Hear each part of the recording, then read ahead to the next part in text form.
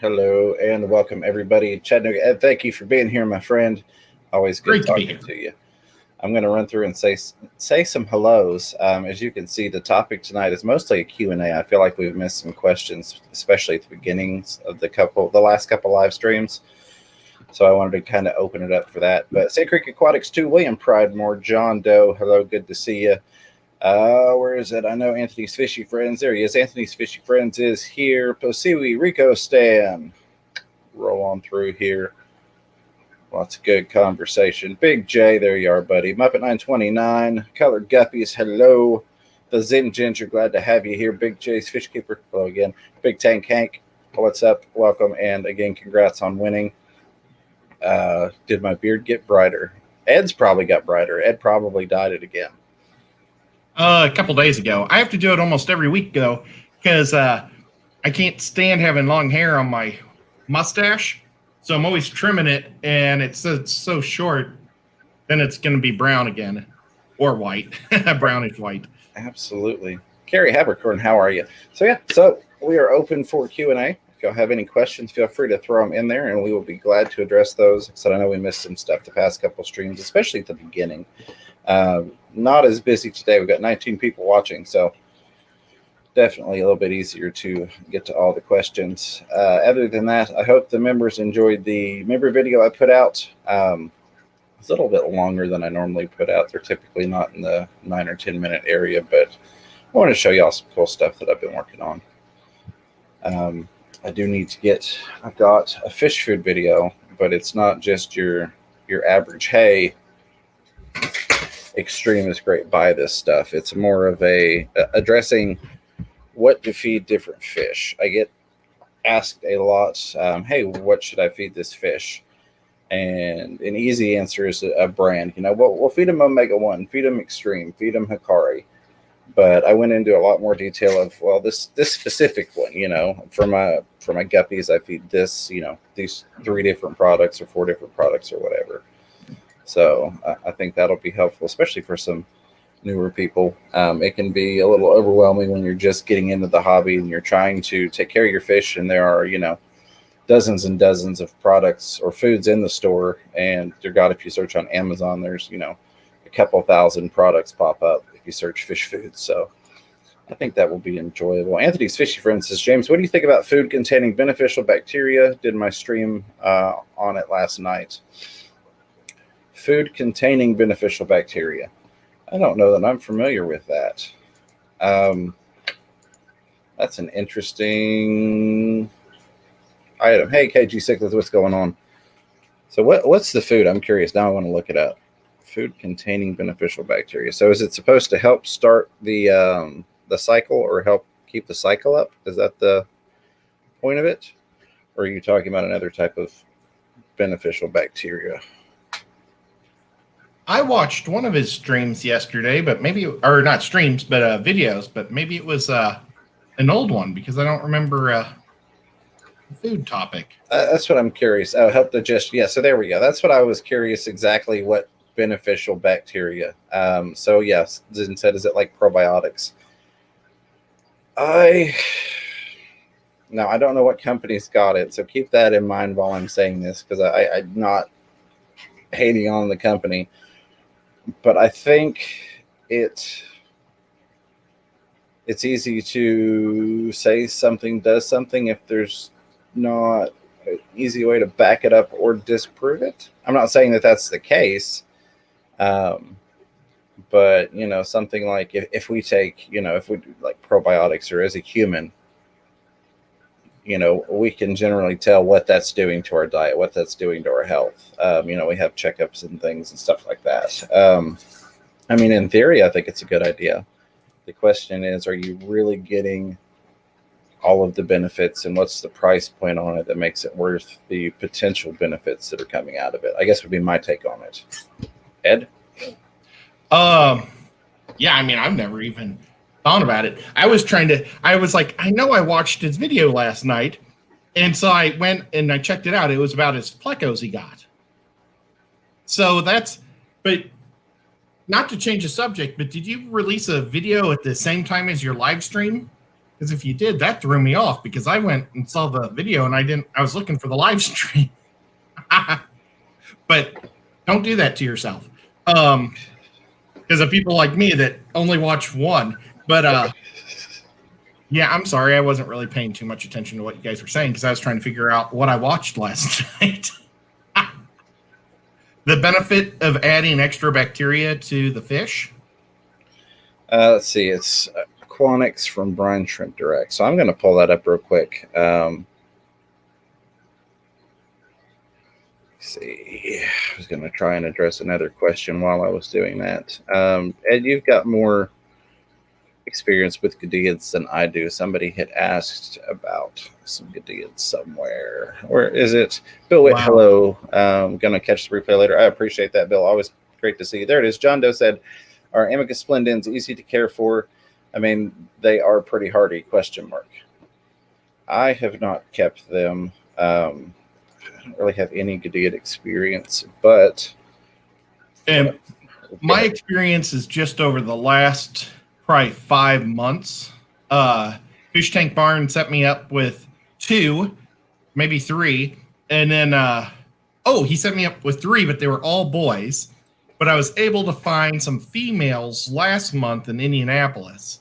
So, and then I ended up with another bag of Gadiats. And I normally say Goodiots. I'm sure I'm saying it wrong. And I got to find the name of those things. They're really neat. They're getting like pretty big and they're yellow. But really, I don't know a lot about them. I need to try to find out some information. I'm sorry, John. But they're pretty hardy. I'm pretty sure that they don't like super hot water, which is nice. So I haven't had any die. So, just no heater, sponge filter, feed them twice a day. They seem to be happy. Oh, but they're kind of jerks. They ate all the ears off of my rabbit snails. So I've got a bunch of Hercules snails that I put in there with them because I moved my colony from there to one in the other room. And I wish I wouldn't have put them in with the Gadiats because I had no idea that they were going to be jerks like that. But they're starting to get really neat colors too. Thank you, Ed, because I know you had a little more experience than I did. I've not heard I've not heard about them being difficult to keep. Generally when there's a fish that's not easy to keep, you hear a lot of, and I'll just not even saying that it's true necessarily, but you hear a lot about how hard discus are to keep. And that's as far into that as I really dive, on the how factual that is. But generally when there's something that's difficult to keep or, requiring very specific things, you hear a good bit about it, and I've not. Somebody had asked there, what specifically said, what to feed African cichlids? Each other. They just eat each other. Yeah, pretty much. I hope Mrs. Fear wasn't listening to that. So personal recommendations, sinking pellets. Nice pellets are good. If they're larger, you can feed the big fella pellets. But I also like to mix in flake. Just about everything I get gets a mix of crow flake and Community Crave. I can't think of the name of it. Extreme Curl Flake and Extreme Community Crave goes into just about all of my fish's diets along with other things. The nice is a little pellet. I think it's 1.5 millimeter. Yes. So it also is great for like the angels behind me. They love it. It's a good smaller pellet for them. Now, is that a fast sinking one or slow sinking? Or this one is a fairly fast sinking. I think it's just your well, actually, it says it's a floating pellet, but I always try to make it not float. So I always toss it in because I've got an overflow right here. Mm-hmm. So I like throw it to make it sink. But I guess it's technically a floating pellet. Let's put that to the test. Normally I use the Omega 1, I think it's ultra color pellets, and they sink like rocks. I wish they had a little more time floating down. These are not what I would quantify as a floating pellet. I mean, some of them float. You got some that are floating. And maybe because I've got so much surface agitation right here from this air stone, that it's just knocking them down under the water because they're getting pushed into this wall and down. But I honestly don't want them to float, so that's good for me. Yeah, see, I've got a bunch that just floated down the overflow into the back. No, the further away I get from the surface agitation, the more it floats. So I think it's just that surface agitation is knocking it down. But I always intentionally try and keep it from floating for that specific reason. That's okay. It'll get washed down to the bottom tank and the plecos won't nibble on it.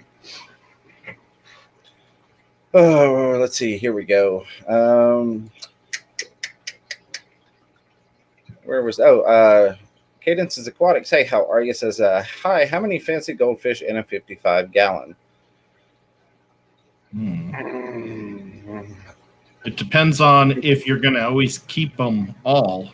Yeah. Like what you can do is you can I would maybe buy a whole mess of them, little ones, and then as they get bigger, take them back to the store and get credit. And then you're just making sure you've got the best looking ones as they grow bigger.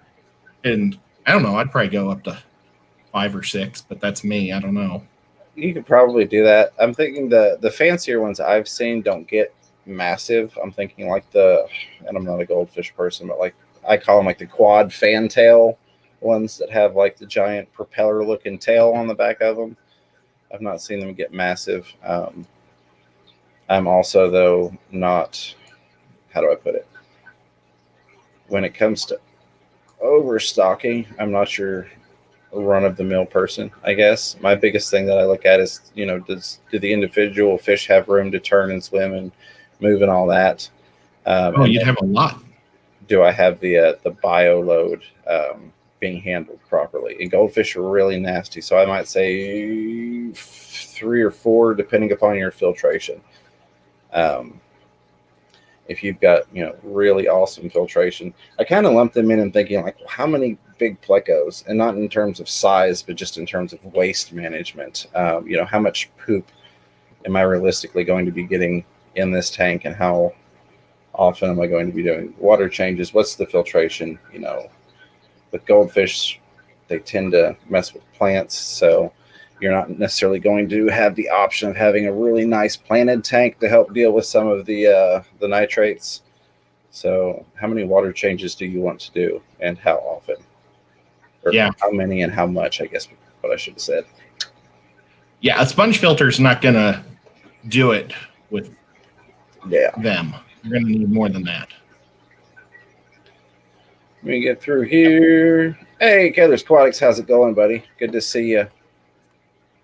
Going back up because it jumped on me, which is awesome. But I still would buy a bunch of little ones because they're a lot more affordable when they're small. They are. And then pick your favorites as they grow older. I like that. KG Cichlid says that food is so extreme, all your fish will grow mohawks. Yeah, it's good stuff. And I'll make the disclaimer. They did send me some to try out for free, but I had spent a lot of money on extreme foods well before that happened because I like the stuff. So there's, I guess, my disclaimer, if you will. Dank Tanks, what's going on, buddy? Pasiwi said, thank you. My guys are still under 3.5 inches. So, yeah, you should be good. I would mainly keep an eye on your water quality, and then you're looking at movement or freedom. How much room do they have to swim around? I'm not one of those people that says, if I have one Oscar and a 75, I need to double that to 150 for 2. Just my opinion. We all have opinions, and we know how that saying goes. But we will leave it at that, I guess, because that can get into being ranty. Zen Ginger says, have you seen the krill oil? It is a new supplement. That's all the rage for humans. It feels too close to fish food for me to take it, though. I mean, I get my krill flakes from Extreme, so I don't even need to buy the krill oil. Let's get down through here. Rico Stan says, how do we feel about pulling plants out of local lakes and rivers for our tanks, specifically ones that are considered weeds like hornwort? So my first disclaimer with that is check the legality. Of course, make sure that you can do that without any legal consequences. The second thing is going to be you need to be aware of what you're potentially introducing into your tanks when you do that. And I'm saying all of this having done this before. So keep in mind, one of the biggest things is dragonfly larvae. It's real easy, especially when you're bringing in a lot of like hornwort. I've done that before. It's real easy to introduce nasty things in your tank. So I would definitely make sure that you quarantine would be the proper term for that, and then treat those plants. There's some different ways you can treat them. Everything from bleach concentration dips and things like that, just to try and kill off any nasty bugs or critters or parasites or diseases that you could be bringing in. Other than that, as long as you keep that in mind and you're safe with it and you're within your realm of legality, go for it. I think it's awesome. I love harvesting stuff from the wild when you're able to. I've been growing my own guppy grass. I had like a lot of my guppy grass die off that I used to have. And so I've moved it outdoors and I've been growing it out there. And I plan on bringing it in. And I was going to put mosquito bait in there, and just to kill any critters that might have decided to lay their eggs in it. Now, the mosquitoes I got no problem with. It's the dragonflies. Absolutely. Those things are the devil. John Doe says, do the goodies need sponge filter, or can I use hang on back till I get another sponge filter? Hang on backs are fine until you get a sponge. I will say this, with just about, with all of my hang on backs that I do still use, I use a pre-filter sponge. Doesn't necessarily mean you need to order one specifically for that, especially if you're going to change. That could be as simple as, if you've got an extra block of sponge, just taking a sharp knife or a box cutter and slicing down the middle of it to where you've got an opening to slide it over that intake tube. I've done that many times. A lot of times, as fish keepers, we end up with extra stuff lying around. So it's nice when we can repurpose it. So I've taken the blocks of sponge that go in like the back of the aqua clears, and just put a slit in it and shove that over the intake tube just to give it a pre-filter. Not always required, but I find even if you're not doing it for the purpose of keeping small, fish and shrimp from getting sucked up, it's still nice to have on there just to keep from having to maintain that hang on back quite as often, because you've got that pre-filter sponge catching a lot of that crap. Yeah, I've found they're pretty much just like guppies when it comes to waste and everything. So I haven't had any problem with them.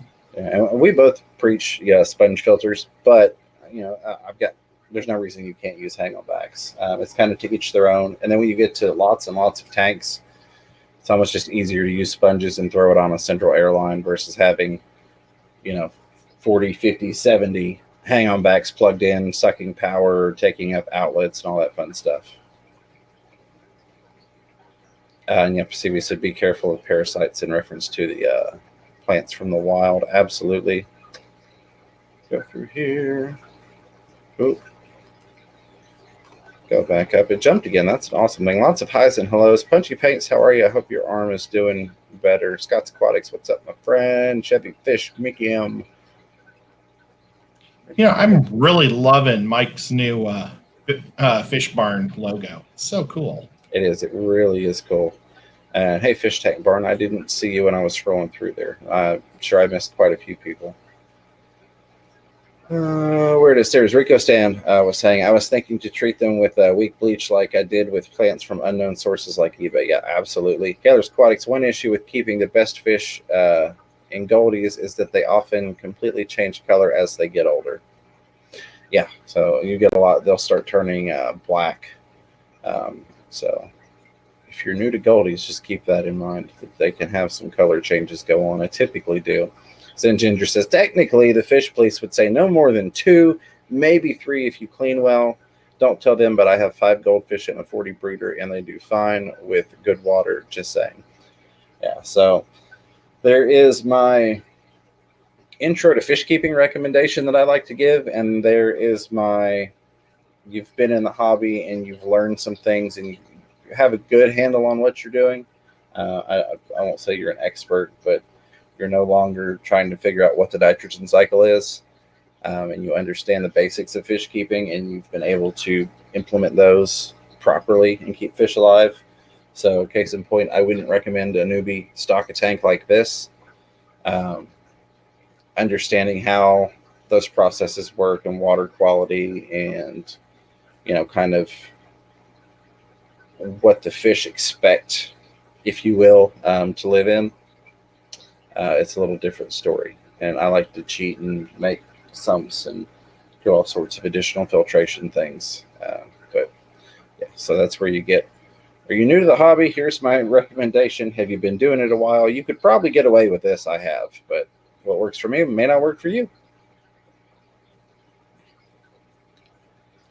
I'm surprised nobody has asked why I'm upstairs again. Yeah. Not in my fish room. Today, I drove all over trying to find the perfect faucet for a sink to be able to screw the Python directly into and take it off without extra anything. And so that's what I did. And I've got my brother-in-law working on that. And he's also going to put in 15 more of the little valves, air valves into my central air system. See, I am a horrible person when it comes to stuff like that. Whereas Ed will drive around looking for the perfect faucet to put in there. I will tell you just about all of your standard bathroom faucets.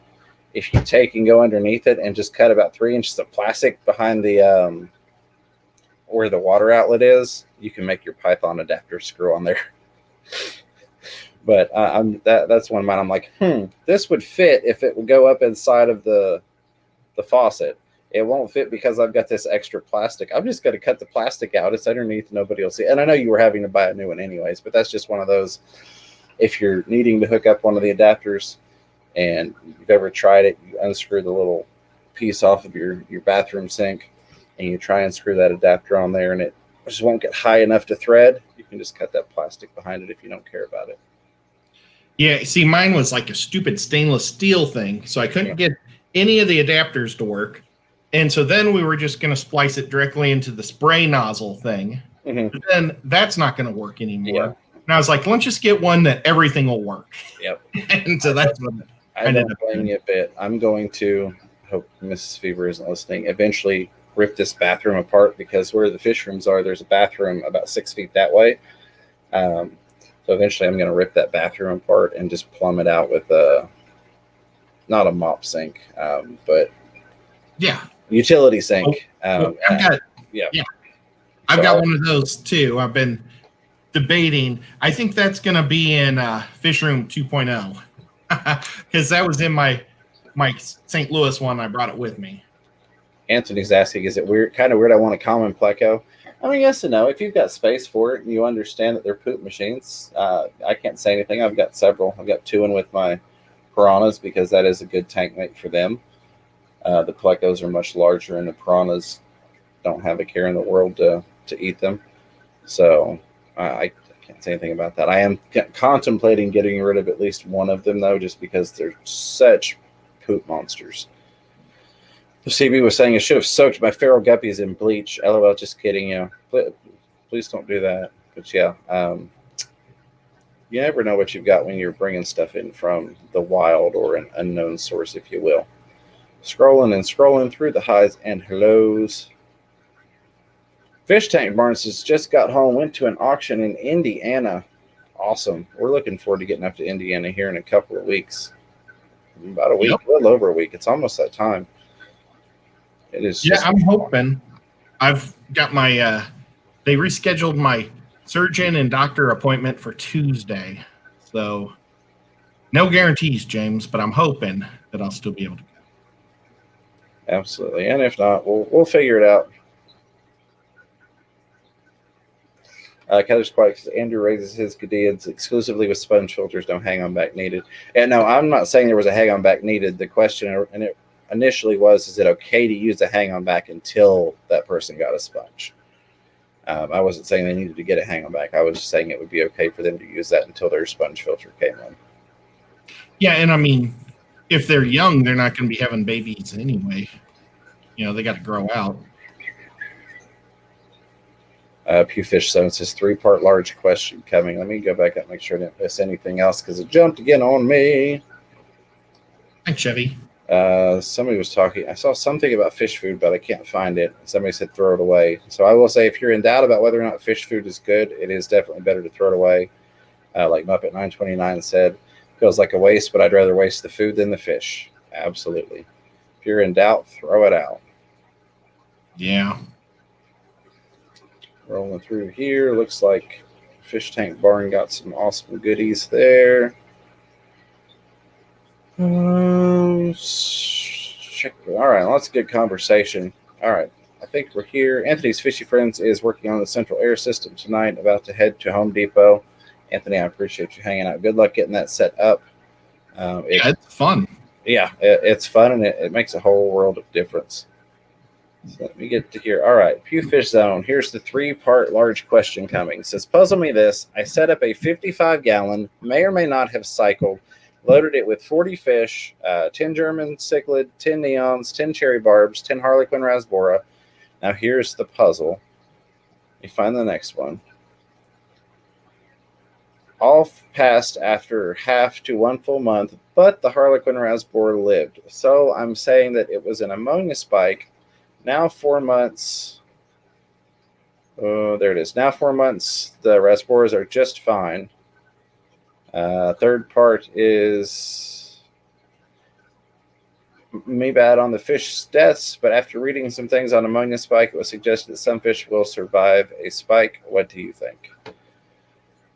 I would always recommend, if you're setting up a new tank, especially if you're not sure that it's cycled, to gradually add fish, because even if it's quote unquote cycled, it's probably not cycled to the bio load of 40 fish. And this is going to get me on a little bit of a rant, not ranting at you, but just my thoughts on bio loads. So real quick, let me say, Carrie Habercorn, welcome to Team Bristlenose. Thank you for becoming a member, Carrie. I do appreciate it.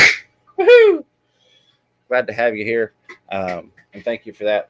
Don't forget, you got the awesome member emojis you can now use in the chat and when you leave comments, as well as the behind the scenes stuff that you can check out whenever you want to. I hope you enjoy it. And again, thank you.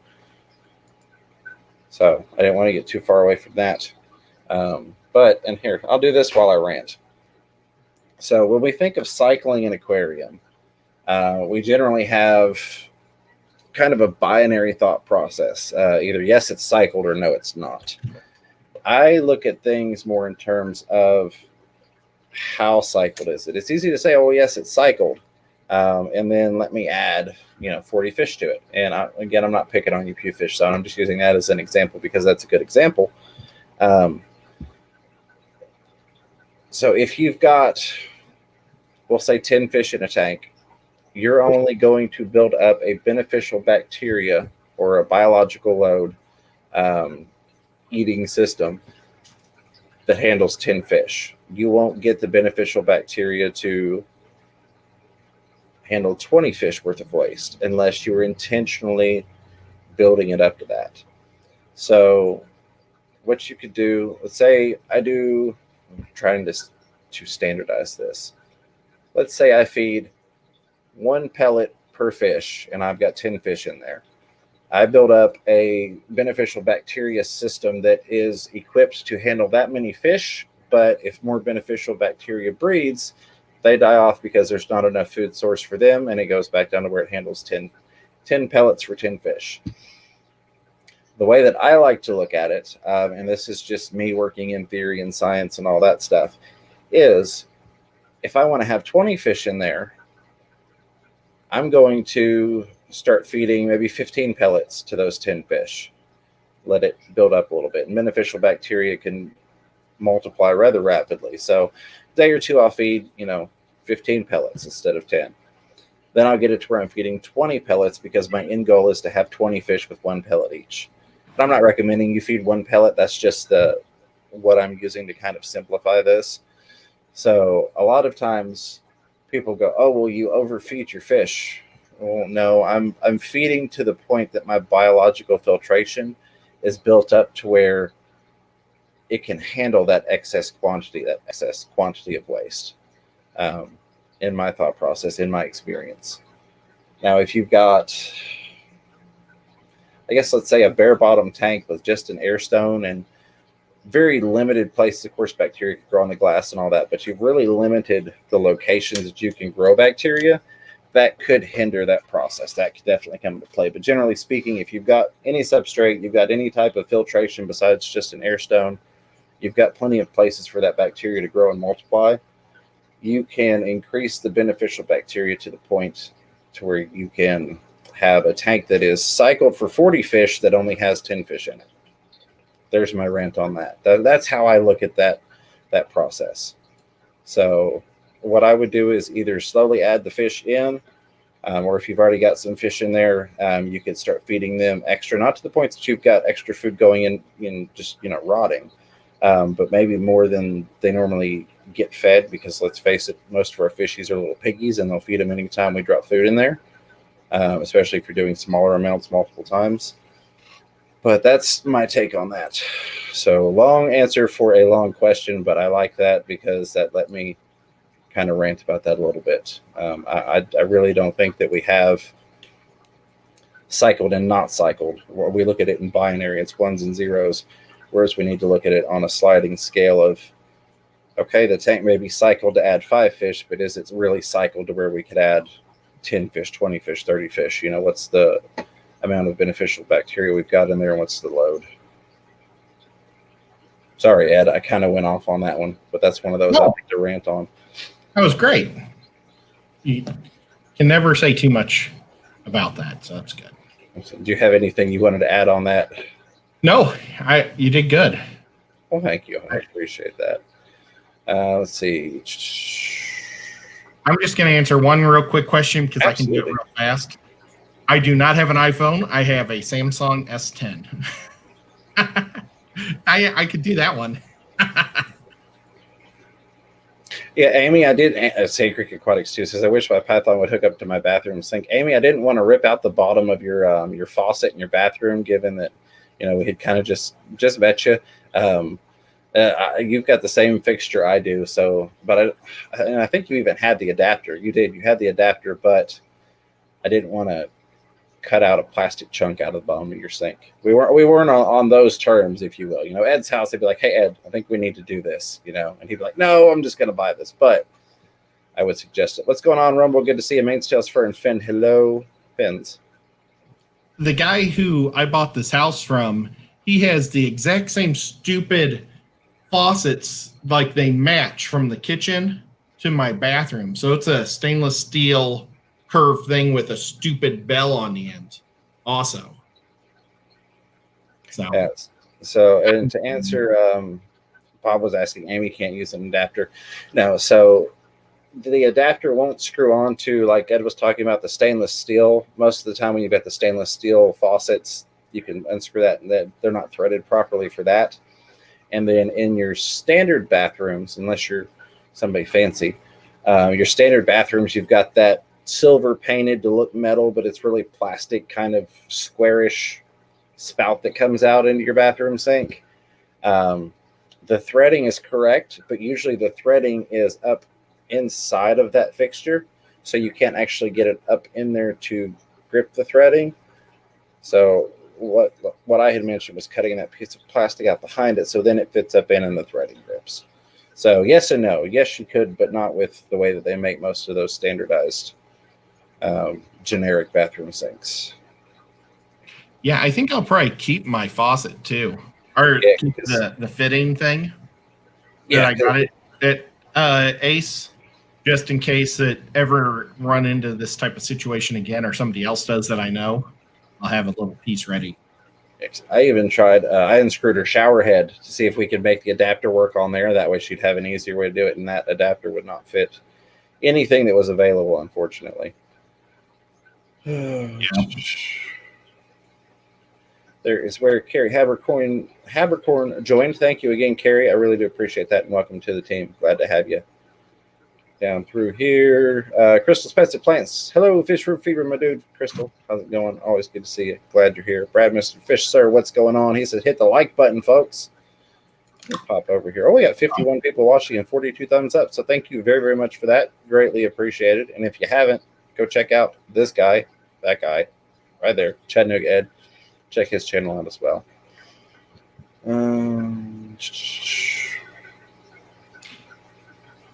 Going through there. Bob says, I've been James, you waiting. need to slow down taking notes. I think Bob's picking on me.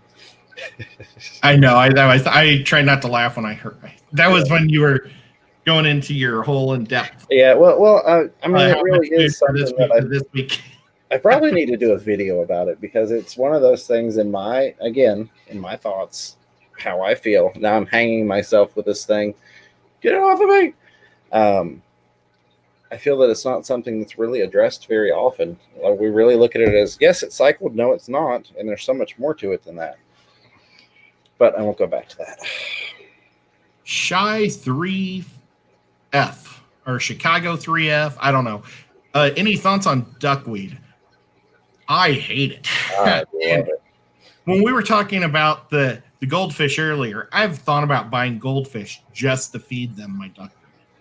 I have one fish out of all the fish I own that eats duckweed. Drives me crazy. Let's see, Eric Furlow, how's it going? Good to see you, my friends. I just got done cleaning all my tanks. Now time to relax with fish room fever. Glad to have you here.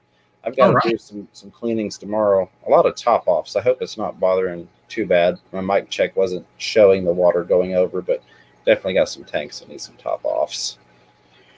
Pewfish Stone says, fish room fever. Boy, that was great info. So are we growing bacteria or fish? We are growing bacteria to keep our fish healthy so that they can grow and live longer. Amy's laughing. I think she's laughing at the fact that I took her shower head apart. I was trying to make that python work for her. I was like, man, I tried the kitchen sink, the bathroom sink, the shower head. I was just, there's that adapter. Yeah, I think I ended up doing buckets back and forth while you were building because he reconstructed it. That was fun. We took video of Nathan's tank as it originally was. And then when we got to Amy's house with it, I watched the video as I was going so I could step-by-step rebuild it as close to how he had it as possible. I think it turned out fairly close. John Larson says, one way to know for sure your tank is cycled completely, you have to clean the filter. At the beginning, I add the fish in 3 stages. That way the loaded balance is out slowly. Yeah, so yeah, that's exactly it. And what is it? It's something around 24 hours. I've heard under, and I've heard 36 hours. So we'll just take 36 hours. We'll take the longer one I've heard. That beneficial bacteria can double every 36 hours. So, I mean, just keep that in mind. If you've got 3 fish, you toss 3 more in there, piranha are acting up today. Put your hand in it. Yeah, not today. Not without the camera on it. If I'm going to get bit again, it's going to be on camera, darn it. Give it 2 days, add some more fish, and go from there. Give that beneficial bacteria time to catch up. Hi, Chris from Multi-Tank Addiction. He says hi to you too, James. Hey, Chris, how are you, buddy? Rico State says, we have those old-looking well pump style faucets in the bathroom, so no adapter could fit, no threads at all. Yeah, that's where a little handiwork comes into play. I'm real good at sleeving and adhering things, but that's just one of those things. How fancy do you want to keep it? I'm one of those people that tries to go, just, I need it done now. This is practical. I'm going to do it, and I'll try and pretty it up later. Yeah, Go ahead.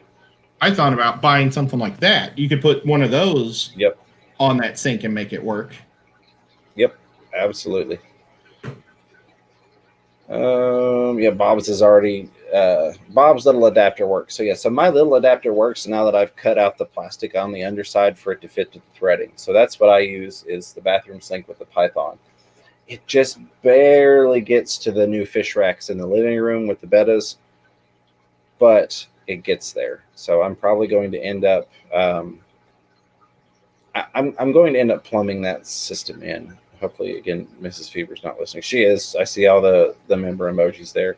But basically, I set that betta wall up on the back side of the kitchen island that we divided away from.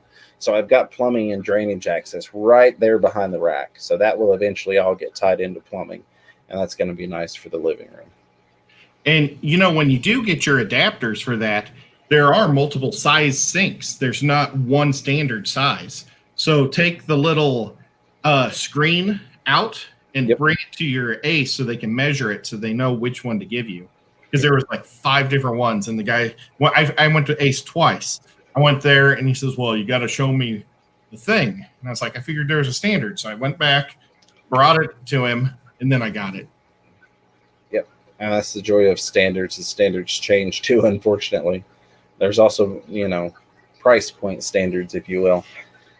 Amy Secret Aquatics 2 says, no, I was laughing at the fact that you thought we didn't know each other that well, Fisher Fever. Y'all came all the way for somebody you didn't know well. You could have hung it from the ceiling. Yeah, I just don't generally recommend breaking people's stuff if I haven't, known you in person a good while. That takes a little bit more, Ed, I recommend breaking his stuff all the time. He just lets me have at it. He's like, oh, you need to rip that filter apart? Okay, thank you. Yeah, I don't care. Nate says algae blooms. Oh, sorry. Go ahead. If he did start taking apart my shower, I might be upset. Don't worry about it, Ed. Go look at Guppy stuff. Nate says algae blooms. I keep it in check and clear with a UV sterilizer, but everything my bulb goes. Yeah, but everything my bulb goes out, they come back. I've even changed tanks from 20 to 29 from when I first had the problem. Any thoughts? Was it green water that he has a problem with?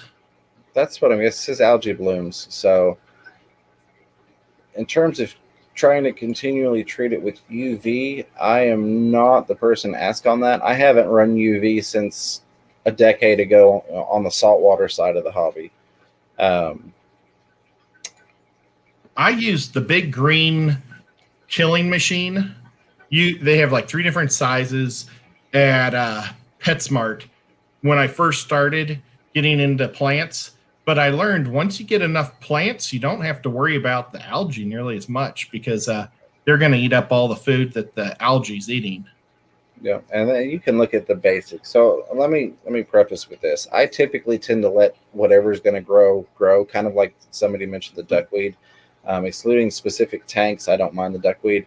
I also don't mind, green hair algae or even blackbeard algae. So I'm not generally trying to remove that stuff. I've even had, like the algae with the green water in my snail tanks. My snails absolutely loved it. The mystery snails went crazy when they were in the green water in terms of breeding. Oh, and less light. Let's just say that the basics are less light on it. So shorten your light cycle. I don't know what your light cycle's on. I read this somewhere, and I wish I could give credit, but I also will say I don't know the validity of it. But I read a couple different things that talked about once you get past 5 hours on a light cycle, that's kind of the prime time to start growing algae and stuff. That's when they really start to flourish. So I do split light cycles. I do like 4.5 in the morning, and then I've got 4.5 or 5 at night. But I try and keep them under 5. And not saying that's necessarily fact, but I did notice a huge difference when I started doing that. I remember seeing somebody's video on that too. But another thing is if you leave that blue light on at night, the algae grows off the blue light. Yes. So you're just feeding the algae. I never use the blue light unless like I have visitors. And it'd be visitors that don't know anything about fish tanks. Because like when James and Kenny came, I'm not going to turn the blue lights on because they're right.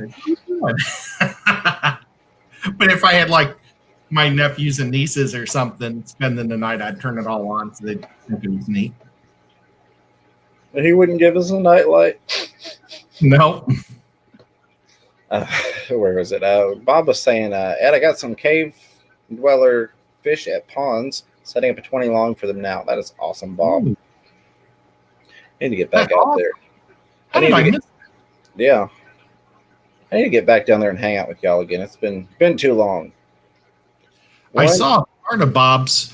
It wasn't a stream, it was a video while I was sitting in the car waiting for my brother-in-law to get in. And it was he was checking out a bird today. Nice. Hey, Thunder Aquatics, how are you? One Dirty Platy says, Fisherman Fever Corey, is that like warmer temperatures Not a McElroy. Okay, so we can't throw aquarium co-op in the tank. Warm water quarry. Somebody's probably already answered this. I don't. It's the one that everybody loves so much. Starts with an Yeah, I'm not a huge quarry person. It doesn't help that the quarries are like plecos. There's so many, they've got numbers to them. Let's do this real quick. I will say that I have kept a lot of different quarries kind of upper end their temperature threshold, if you will. It's the one with all the spots. I can't think of what it's called right now. Somebody's probably already answered this. Let's take a look. Higher temperature corridors.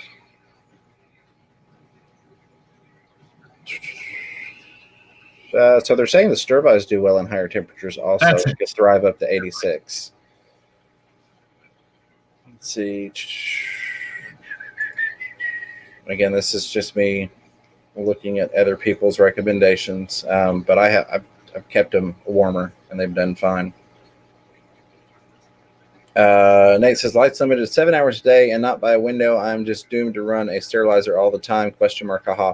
So knock it down to 4 hours a day. Oh. I don't know if you've got other plants in there.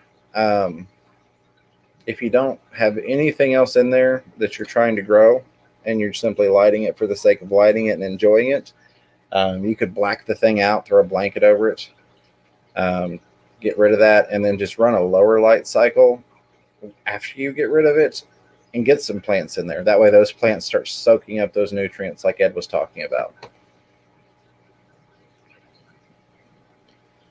Baby cat tried to jump up on the table and fell off. Felt bad.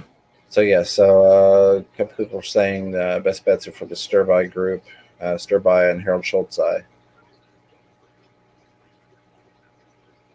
see a lot of people saying that. So that would, if I had to give you a recommendation based off of something that I don't know personally myself, that's what I would go with. But again, that's one of those things that I like to play with. That I like to play with different variations in the hobby. I'll phrase it that way. Otherwise, the chat's going to lose it on me. When we look at temperature preferences and parameters and things like that, again, there's a safe recommendation for somebody new to the hobby, and then there's, let's try this and see if it works. So yeah, we'll go with that. Yes. See, how did you not get from my hints? I said the one with all the dots and starts with an S. I'm not the corridors person. They are super cute. They are super cute, but I like the pandas, so that's typically what I get is the pandas. Mr. Fisher said just go off the supply line if under the sink, if any. Yes, absolutely. I'm going to run PEX tubing, and I'm going to do a water top-off system that way. And then I'm going to have the drain set up to drain right down in, since they charge me for wastewater regardless of where it goes.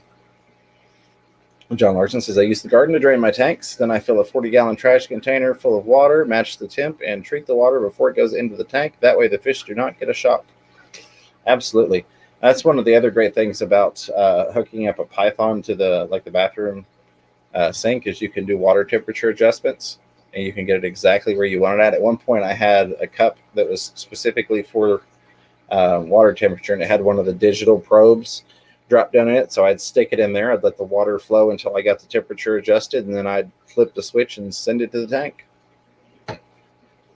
And I was draining water outside, and then I found out they charge me whether it goes outside or down the drain. So I might as well just send it back to them since I'm paying for it. But it's really good for your grass. It is, but I already don't want my grass to grow any more than it does.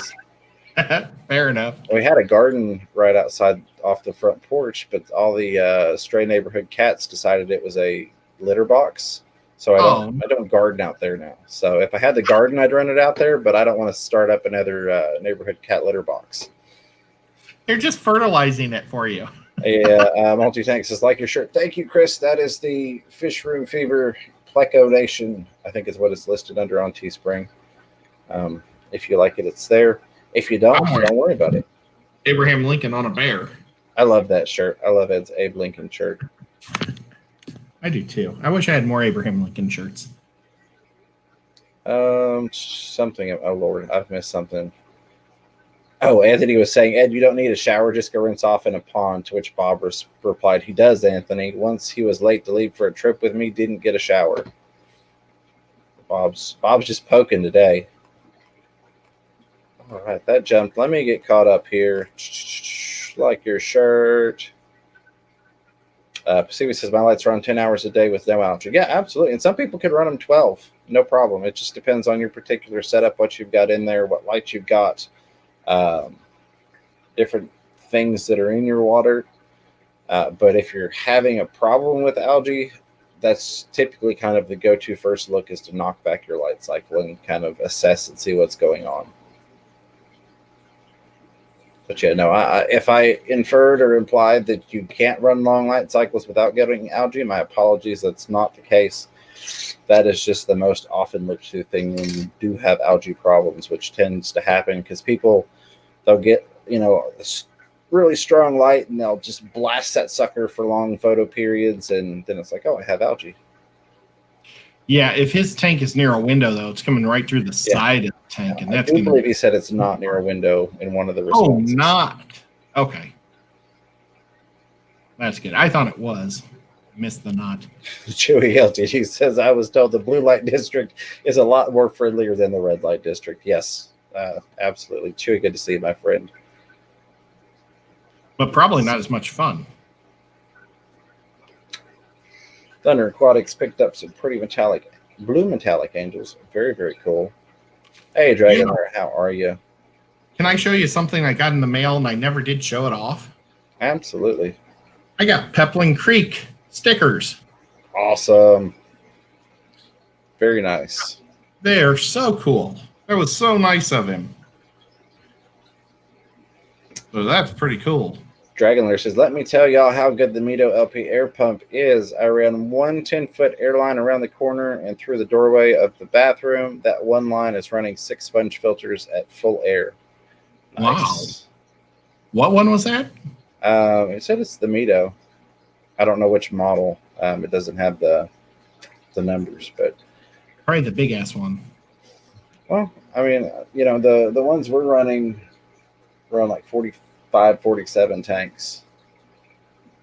And you could probably stretch it more because if you've got a lot of 10s, you're not going very deep. So water depth is taken into consideration when you're pushing air. It seems funny that in an aquarium you would have to keep in mind water pressure at those short depths. But when you're running an air pump, and it's especially running to a lot of outlets, you could probably double it if you're only going 6 inches underwater versus if you're having to push it, 12 or 18 inches underwater. That makes a big difference on how much it takes to actually get that air through there. Hey, Atkins Stick for Creeps. Sorry, what's that? I just said, hey, Foxy's here. Hey, Foxy. Thunder Aquatics says I have stir by in 80 to 84 temps. There you go. Yes, Amy said the little kitty over your shoulder is beautiful. What's its name, Ed? Hang on. This guy? That's Bobo. Actually, his real name is Flamebo, but I call him Bobo because he's a flame tip, whatever. All right. Lots of good back and forth conversation there. Chevy Fish says, oh, sorry, go ahead, buddy. Baby cat's on the floor. Oh, I love baby cat. Can you see her? There she is. She's a sweetheart. She's upset because she tried to jump up on this table. It's a glass table, and she just fell right off. Oh. Nico wouldn't care. Nico would make it happen. Right. Well, he can jump on anything. Chevy Fish says, one thing people don't think about is shocking the bacteria and killing them, which would pollute the tank, especially putting in pure tap before dosing dechlorinator. Yes, so that's one of those things that you get a lot of back and forth on it, if you will. Do you even have people that... So let me preface, I never recommend rinsing your sponges and stuff like that in straight tap water that has not been dechlorinated. I've known people that have said, oh, I've done that and didn't have a problem. And then It's also a really good way to crash out a tank, especially if you're cleaning all of your sponges. Granted, you're going to have some beneficial bacteria on substrate and things like that and surfaces, but it's also a good way to kill that stuff off. I don't worry quite as much with water temperatures crashing out my bacteria colony, to the point that I'll do cold water changes, especially if I'm working on breeding projects. I do always make sure that I'm not running my water from the tap straight onto like my sponges or into my hang on back or anything like that where it's hitting where that bacteria is getting hit with chlorine filled water still. And then you have some people treat during, some people always treat before, and then some people come in and toss the dechlorinator in after. I generally will toss it in right before or shortly after I start filling. That's just my 2 cents on it. But yeah, I'm sure you could definitely do some damage depending upon exactly what your water's got in it and where you're hitting that bacteria. Yes, Foxy, you heard something about a red light. We try and keep PG in here. How's the zebra pleco? So they are doing great. We all are going to think I'm an extreme salesman here in a minute. I got to tell you, I have never seen them come out with the lights on like they did the other day. I tossed in some larger crow flake from Extreme, and the smell of that stuff got in the water, and I got some video of it. I mean, they were just losing their minds trying to find this stuff. They all came out of their little hidey holes trying to find that stuff. So they are doing wonderful. I wonder if I've got it on this phone or the other one. Let me see. I don't know how well this is going to work. Usually doesn't, but... Now, have you sent the ones to Zen yet? I have not. I have not. We've been kind of waiting for temperatures to get just right. Plus, I've also got my shipping supplies are inbound. So I'm waiting on my heat sealer and that type of stuff. You should send her like all the girls or all the boys, and then you keep the others, and then you guys will have to see if make a trip no, for us to. It's not. It's going to be too bright of a glare on the screen. I may upload that as a short clip, but yeah, it surprises the heck out of me because normally they don't come out like that. I'll go in at night and I'll catch them, and then they run back off into their corner, or not really corner, but into their hidey holes. Yeah, see, that's just going to reflect right back off of there. You can kind of see them moving around there, but I had 8 or 9 of them right in there that were just all out trying to find that crow flake when it went in the water. But they're doing really well. Mike from Fish Tank Barn asks, does anybody go live after us? We should have who is it tonight? It's one of the Aussies, but I don't know which one it is. Yeah, it throws me off. And then is Haley, or not Haley, it was actually on Amber's. I don't know that Amber's doing the weekend girls thing anymore. Because at one point there were like several people, and then we've got the time zone shift where like Aquamate and I will end up being on at the same time at one point, I think here in the next month, which we've already talked, and we've got a pretty cool collaboration ideas coming up for that. That's going to be fun. But if anybody knows for sure who's coming up and they want to drop links, Mod, you're welcome to do so. And as always, thank you for everything you do. You are all very much appreciated.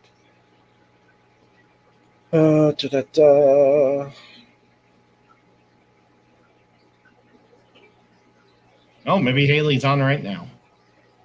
Let me see. All right. I don't see anything else highlighted that I'm missing.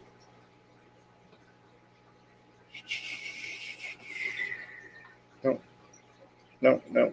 Looks like I missed something, but I don't know exactly what it was. Okay, there was Mike asking if anyone goes live after. Chewy LGD says, zebra plecos really like frozen mysis and frozen bloodworms. They really go nuts for live white worms, fish and fever. Yeah, so I've found, I've used the Hikari carnivore pellets, or not pellets, but they're like little discs, sinking discs, because somebody else had zebras and was using those, and I liked them. They really like those. And then like the frozen meaty foods, they like their frozen meaty foods, so I've tried that. And then I'm slowly testing other things now because I tested some different sinking wafers to see if they liked them, and they did not. So then I had to come in and clean that out just to keep water quality pristine. So I'm kind of gradually testing things. That way it's not, let me throw a bunch of crap in and see what's rotting in the morning when I get up. The good thing is there are a lot of shrimp in there, and they're continuously breeding. So that's also helping with some of the cleanup as well. Okay, so Rumble is next, live in 30 minutes. And there's the link. Thank you, Zen Ginger. And Haley does Sundays, not Saturdays. So she's not on right now. Right. Well, Haley was on earlier. She did Haley How to Train Your Dragon, I think was what she had on there. Oh, cool. I don't know. A lot of times she's just kind of spur of the moment. Right. But yeah, she had been going on with Amber. For some reason, I was thinking it was on Haley's, but she'd been going on Amber's channel for that Saturday Girls Night thing. But I don't know. It got crazy. And it's going to get crazier. Like I said, Aquamate and I at one point are going to be overlapping for a couple weeks, but we've got some fun stuff planned. Let me see here. Mickey M says, I've had my L397 plecos for 8 to 9 months now. They always show up when feeding frozen brine shrimps, seeing them hiding beneath wood branches, but always able to spot, not that frightened. Yeah, so the zebras are definitely one of the finickier plecos that I've kept. The snowballs kind of are too, but I've got them arranged to where I can see them more. So I've got a series of caves. Yeah, you can kind of see it there. A series of caves right there that go in like a circular pattern, if you will, where they all face this way. And that gravel that's right in here is all lower than the gravel in the rest of the tank. So there's almost like a little pleco pit, if you will. And they seem to be really enjoying that. But I do also have the zebra tank set up to where there's a lot of flow going directly across the front of the caves, because that's one of the things that they like. And one of the tips that I saw just about everywhere was getting that high flow going across the front of the caves. So they understandably don't come hang out in that super high flow area a lot. That's awesome. I'm glad your 397s are hanging out. That's so cool when you get the plecos to actually chill and, be able to enjoy them. Go through here. Oh, Mike was thinking about going live. Gotcha. Yeah, I mean, hey, I'm one of those people, as I've always said, if you've got something to show it, So that's as far as I'll digress into that. I'll be a little late because I'm going to eat dinner as soon as this is over and go check out how much the guys have done. There you go. Absolutely. And yeah, Mike says, I will go for a while at 9. I will schedule it. Cool. Good deal.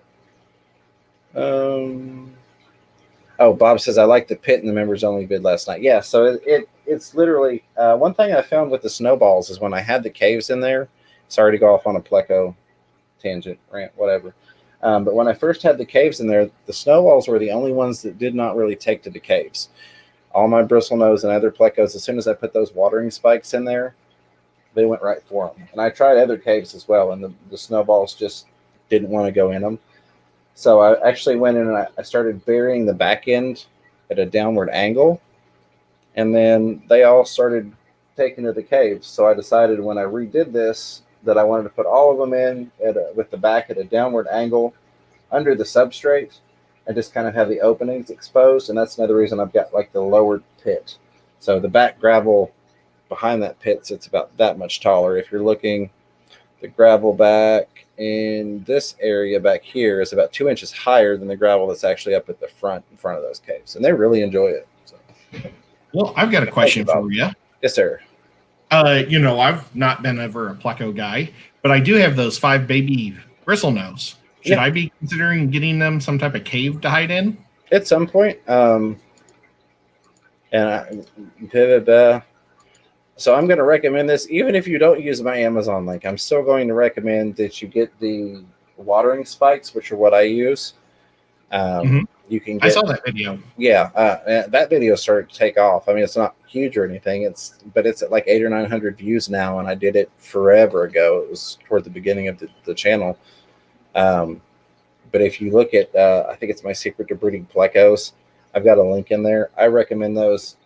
I've yet to find a bristlenose that doesn't absolutely love those things and breed like crazy in them. And they're a lot cheaper than just a pleco cave. You get them for, like $2 a piece, $2 or $3 a piece. When you buy that pack of planting watering spikes versus paying $7, $8, $10, $12 for one pleco cave. That's awesome. Hi, Tiffany White. Yeah, and so Amy Sand Creek Aquatics love those watering spikes. They're kind of my go-to. I've got them everywhere, and again, it's especially if you're wanting to do a lot of caves or you've got a lot of plecos, it's a lot easier to spend $45 on 24 caves or however many caves it would be versus spending $90 on 8 caves. Now, I do have PVC 1 inch, 1.5 inches that for cichlets to go in and the baby bichers. I mean, the bichers just live in them basically all the time. Would it be good for me to just throw 1 or 2 of those in with the... You could, but you'll want to keep in mind they're generally looking for something that has an enclosed back. Okay. Especially once they get up to where they're going to start taking territories for breeding purposes.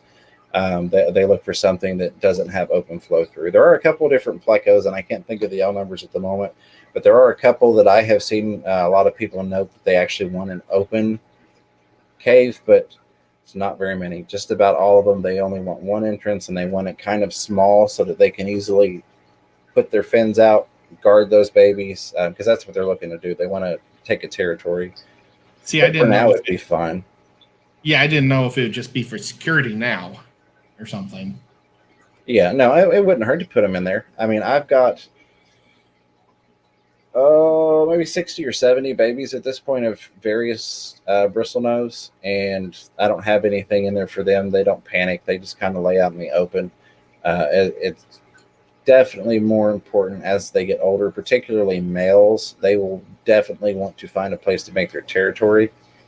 A lot of times you'll find them underneath on the bottom side of sponge filters, kind of wedged in between the bottom of the sponge filter and the substrate if you don't have caves. And sometimes even if you do, I've got one male that he will only use his cave for breeding purposes. He lives under the sponge filter until he wants to make babies, and then he goes over and he'll hang out at his cave until he gets her in there, and then he guards the babies. And once the babies get pulled, he goes back to the sponge filter and repeat process. Tiffany White would like to know about those watering spikes. Yes, they are. I'm sure I can find a link for them. Give me just a second. Nate says, "Hey guys, just want to say thanks. You guys answer every question I have every time I watch, and they're not even super chats. I wish more channels were like this. When you guys are awesome, Nate, you are awesome. Thank you for being here. We are glad to answer questions. We try and get to as many of them as possible. If you're ever in, so we've got 60 people watching. If you're in the streams and we get like 100 plus, it definitely helps if you put at Fish Room Fever, so it highlights it for me. Because if you, as you all have probably noticed, we get a lot of really nice back and forth conversation in the chat, which is great. But sometimes I can skim over questions because I'll see a lot of other conversation that is not for me to just jump in the middle of and yank onto the chat. But yeah, Nate, thank you for being here, and we are definitely glad to do it. Qfish is asking me about the water temperatures in the ponds right now. I've been putting a tarp. Well, actually, I have 350 watt heaters just because they were spares, or 4 rather, 2 in each tank, just hanging off a pole. And then I put a tarp over it and like a blanket that you would wrap around furniture for traveling to try to keep it warm at night. And I noticed that it went from 71 degrees to 73, just keeping those heaters in overnight. But I'm actually I was gonna go 2 more weeks, but I'm gonna pull them on Monday because I don't know if I have a surgery or something later this week, if I'll be able to pull them later. So that's why I'm gonna pull them Monday. Absolutely. Yeah, I don't blame you because you don't want to end up having surgery and then you come back and you've lost out on all of them. Oh my gosh, and they're so pretty right now. Yeah, Chewy, you can always cover up the other end with rocks. That's true. You could do that if you're using PVC. I just find it so easy to use the watering spikes. That's what I go with.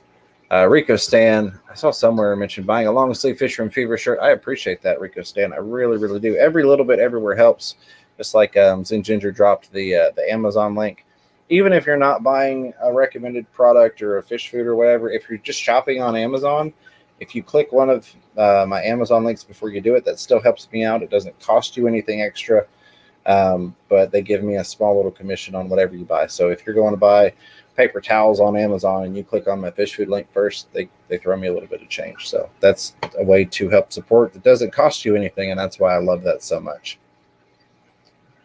Trying to find the watering spikes for Tiffany. Tiffany, I will, if I don't find, well, we've got time. I can find it before then. I can bounce back and forth. Fantastic Freaks, how are you? It says Fisherman Fever Chattanooga. Ed, either of you guys have experience with plywood aquariums, considering building one down the road here? I have thought about it. I have not yet gotten to build one, but I have definitely thought about it and did a lot of research. I think it's an awesome idea, especially if you're going to go with a viewing panel on that. You can certainly get a much larger aquarium for a better price. I say aquarium loosely. If you're doing a plywood build with a viewing panel on it. Yep. James and I have both talked about it, and everything he just said is the same. Let's see, Eric Furless, Fisher Fever, have you or Ed ever kept shell dweller cichlids? If so, any advice or recommendations? So I not yet. I'm looking to get some here in probably the next couple of weeks. Sean OOTD talked me into it. And so I would say, and he was really helpful too, like after the fact, because he's always popping in to remind everybody to set up a shell dweller tank. Sorry, the audio started on in my headset for the other video I was pulling up. But I would say he probably wouldn't mind if you shot him a message on Facebook. That's what I did, because he loves getting people into shell dwellers. Ed, have you kept shellies? I have not. I've been planning on it. I've been wanting to build a low boy and do it, because you don't need a lot of top water, so just keep it nice and shallow. It'd be a lot of fun. I think it'd be wonderful. Let me make sure that link worked. Ginger Graves also has some Shelly information on hers. Yeah, there you go. There's another good one. Which yeah, John's probably the man. I personally do not have the info yet.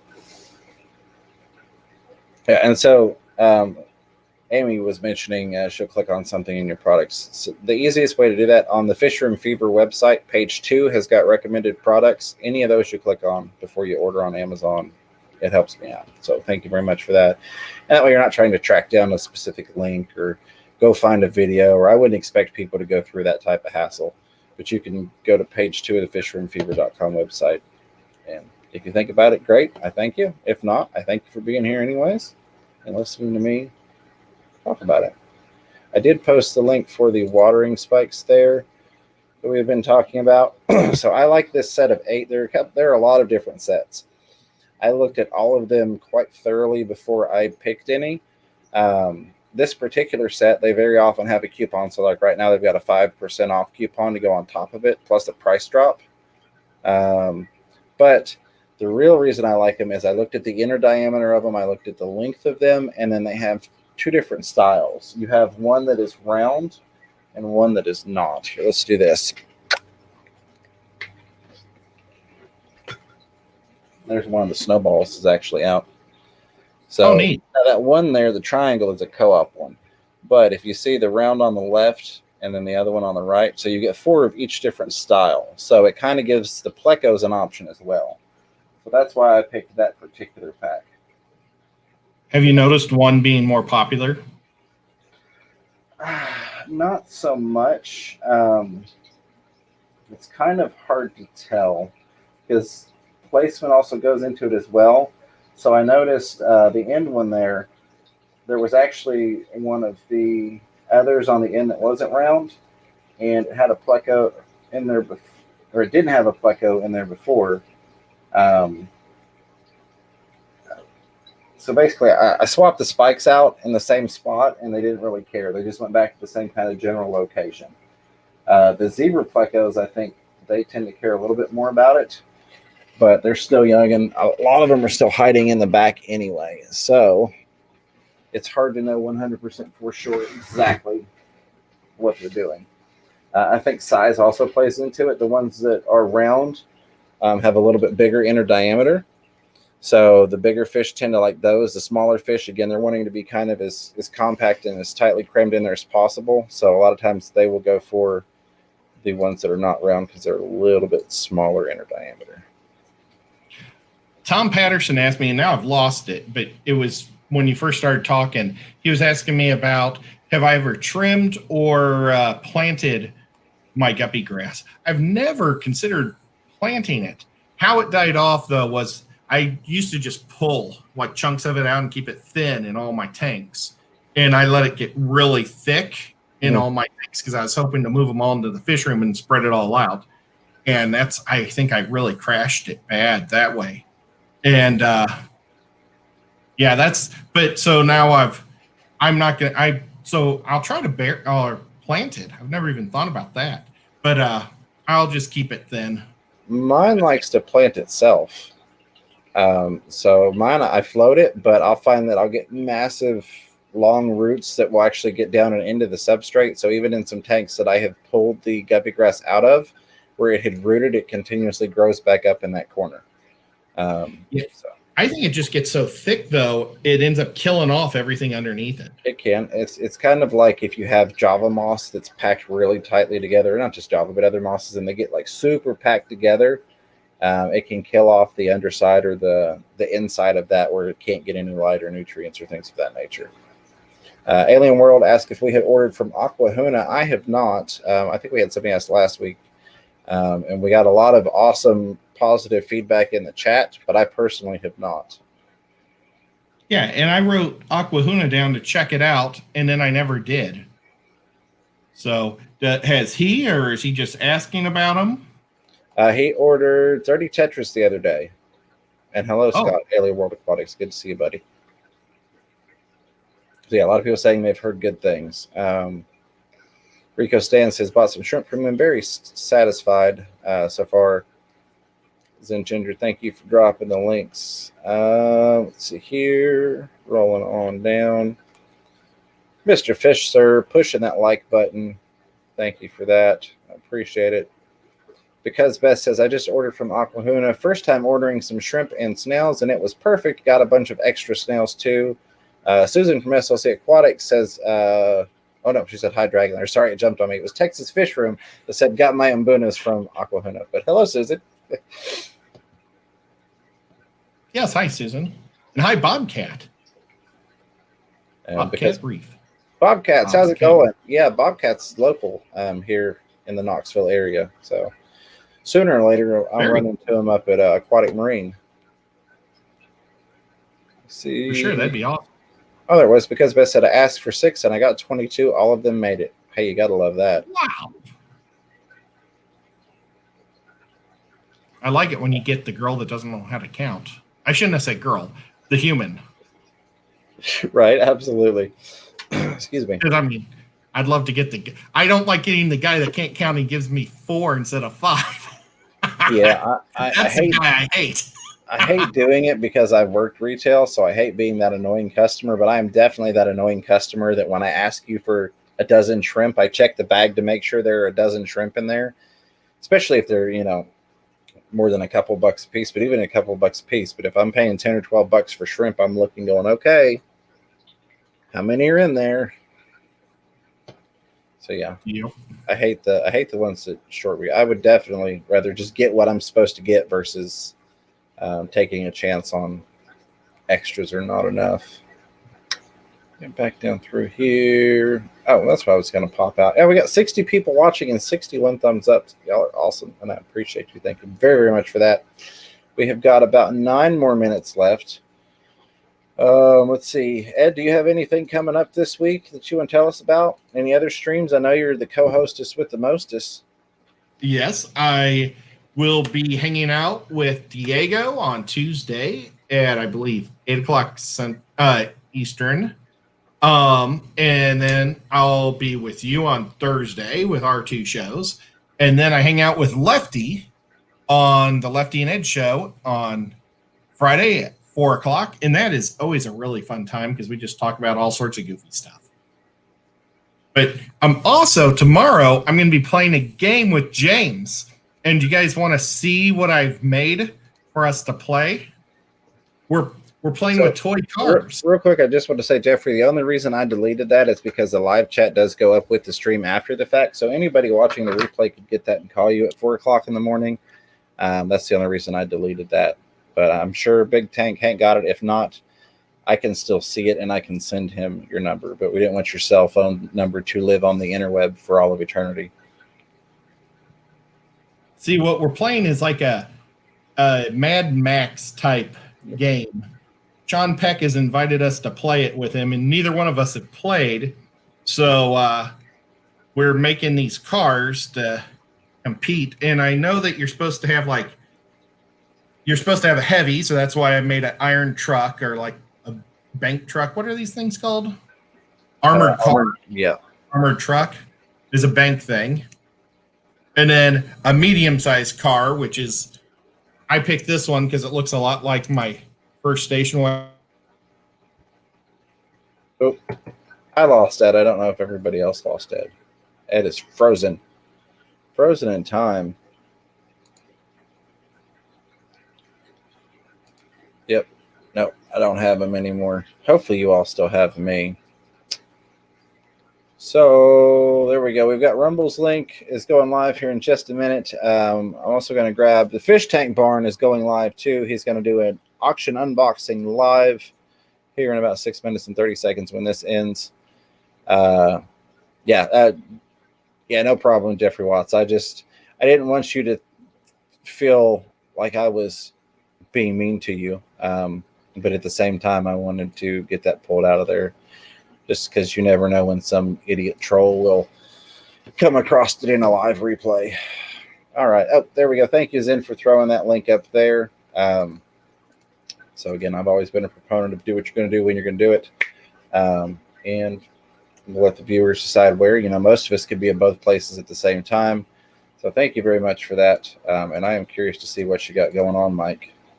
Nothing like an unboxing, especially a live one. So that's going to be very cool. Let me pull this up real quick. I want to say a huge thank you. It looks like I got Ed back. One that goes really fast. There he is. And then last but not least, the Jeep. I made Very it like cool. one there. I think I ended up with that exact same vehicle. It's a good vehicle. I put a backpack on front so it'll look a little different, and I put a hatch on the top. Yeah, so I'm going to have fun playing with Hot Wheels cars here in just a minute. Let me get this loaded because we've only got about 5 minutes left, and I want to say my thank yous because I do really, really appreciate you all. That's loading. 61 people still watching. All right. Yeah, we lost you for a minute there. So Carrie Habercorn, again, thank you very much for becoming a member. I appreciate that, and welcome to the team. Don't forget to check out that behind-the-scenes stuff when you get a chance if you want to. And again, very much appreciated. So we are about 7 people away from our next custom member emoji. And then I got to say my thank you for the super chats because I appreciate you all. Maybe we didn't have one. Left on. Oh, well, there we go. That was a new member. That's what I did the party popper for. Okay. So I want to make sure nobody got missed. So thank you very much, Carrie, for becoming a new member. That is awesome of you, and I appreciate it very much. 61 people watching, 64 thumbs ups, and we got that beloved thumbs down. So thank you for that as well. All of the lurkers, listeners, replayers, Tampa Tom Fishing, CJ Black, and Bill Witt said he's going to be on the replay as well. Thank you all. Of course, everybody that contributed to tonight's conversation with the questions and the comments, the moderators, we can't thank y'all enough. Y'all do an amazing job, and you do it for free, and you put up with me. I mean, I can't thank you enough for that. Get my live chat back. I lost my chat when I was pulling that out. Thunder Aquatics, with the pity super chat, I appreciate that, Thunder Aquatics. Thank you very much. $5 super chat says, "Here's one." He'll be able to eat tonight. That I'll be able to eat that. There we go. That was not required, but it is very much appreciated. That was just odd. I think that would have been the first live stream since we got super chats that hadn't had a super chat. So that would have thrown me off. Thank you, Thunder Aquatics. That means a lot. I do. He's been holding that popper prey the whole time, shaking. Well, I remember the party popper, and it's just like nothing would load on here. But yeah, we do have Rumble next, as well as Fish Tank Barn are both going. So 2 awesome streams that you can go and check out. Do you have anything else to add tonight? No, thank you so much, Mods, for doing an awesome job. And thank you, everybody, for showing up and having fun and just talking with us. It's been a good night. Absolutely. We're getting out of here on time. I don't believe it. Normally we're running over. We got 2 minutes next week. to go. So, yeah. So if everything goes well, is next week are we going to be in Indianapolis doing this? That would be the plan. That would be very awesome. Bob Kaler pooped on the chat. Thank you, Bob. Sometimes he can't quite make it, so I appreciate that, Bob. That was a good one. That one's like all over the camera there. So, yeah, thank you again. And I got a green screen, so I'm working on some fun stuff coming out soon for everybody, and then some more behind-the-scenes members-only stuff. I'm going to be releasing things that I kind of bailed on, if you will, for one reason or another, but I'm going to let y'all see them. So thank you very much for that. We're going to go ahead and kill it now, give everybody a chance to run to the bathroom real quick, I guess, or grab a snack and a beverage before you go over to Rumbles or Mike at the Fish Tank Barn. So, again, I appreciate you all. Ed, do you want to do your outro that you're working on there? Oh, darn it. I forgot it again.